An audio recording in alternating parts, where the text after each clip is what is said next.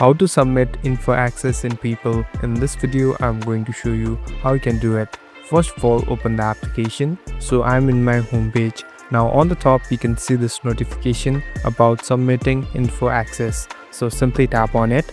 Now this will take you a different interface. So let's wait for some time.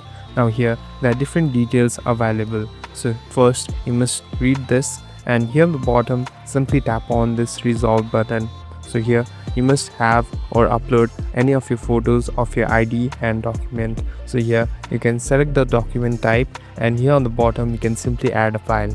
So you must do this in order to add your funds and use your transaction. So this is a way of verification that people want. Thank you for watching this video. I hope this video will help you.